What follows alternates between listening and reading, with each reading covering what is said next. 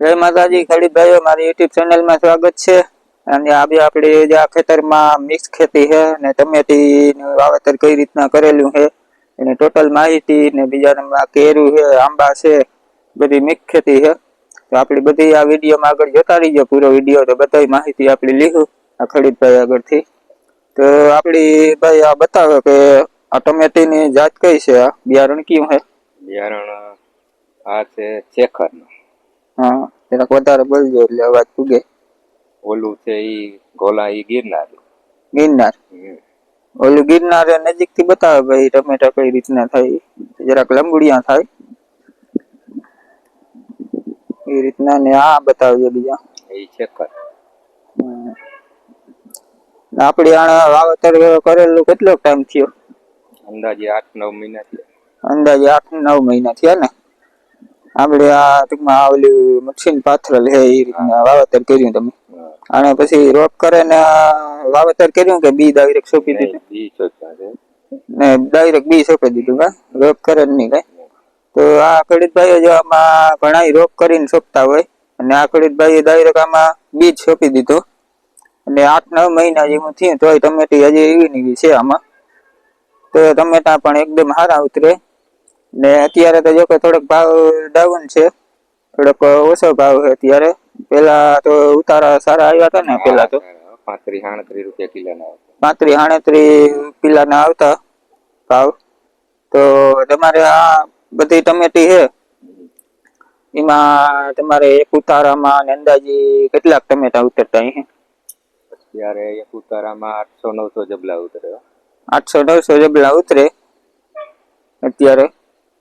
તો બીજા નંબરમાં જે પાછા 800-900 જબલા ઉતરે એક ઉતારામાં ખાઈમાંથી, તો પાછો બીજો ઉતારો કેટલાક દી આવે જાય? બધું ઉતારો ચાલુ જ રહે, ચાલુ જ રહે, ફૂગી જાય એટલે પાછું ઉતારવાનું। ઓલા હેઠેથી લઈએ તો ફૂગી જાય એટલે પાછાથી ચાલુ થઈ જાય ને, એમાં ચાલુ જ રહીએ। તો આ રીતના વાવેતર કરવું એ સારું કે પછી આપડી ઓલા જે શાહ કરીને કરીએ એ સારું? આજ સારું ને, આમાં જો બગડે નહીં, ઓલામાં પાણી વારીએ તો નીચે ઉઠી જાય ટમેટો, આમાં કે ઉઠે નહીં, કોઈ જાતનો બગાડ નથી, મેદ ઓછો થાય, અને ટૂંકમાં બજારમાં ભાવ સારા આવે, ભાવ રહે, ફળ મોટું થાય ને આમાં। હા, ને બીજા નંબરમાં આપડી જે ઓલી તમે એક ગિરનાર કીધી ટમેટી લંબુડિયા થાય, ને એક આ કીધા ગોળ થઈ, તો ભાવીમાં કેનો વધારે આવે? ત્યારે આનો ગોલાનો ગિરનારનો ભાવ વધારે આવે। ગિરનારનો આનો ઓછો આવે ને? આનો તો ઓછો આવે। બરાબર। તો આપડી આમાં તમે ખાતર કયું દીધું હતું? પાયામાં દીધું હતું કે માથેથી દીધું કઈ? કે પાયામાં પેલા કાગળ પાથર્યા પેલા ડીએપી નાખી હતી, હા, અને પછી એકવાર ડીએપી નું પીવરાયું છે પ્રવાહીમાં આપણે આ ડ્રીપ છે એમાં। હા, પછી દવામાં તમારે રોગ જીવાતમાં કઈ તમે છાંટી? આમાં પ્રોફેન એક જ છાંટી છે ઈરની, બીજી કોઈ જાતની દવા નથી છાંટી। પ્રોફેન એક જ દવા છાંટેલ છે આ ટમેટીમાં, બાકી બીજી કોઈ જાતની દવા નથી છાંટેલ। તો બીજો નંબરમાં આપડી જે આ કેર છે, એ કેર આપડી અંદાજે કેટલો ટાઈમ થયો છે વાવે? કેર ને ત્યાં 1.5 વર્ષ જેવું થયું ને? તો એ ચાલુ છે ને તમારે અત્યારે? હા, એ દિવાળીની વાતની ચાલુ છે। ઓકે, દિવાળીની વાત એના ભાવ સારા મળે?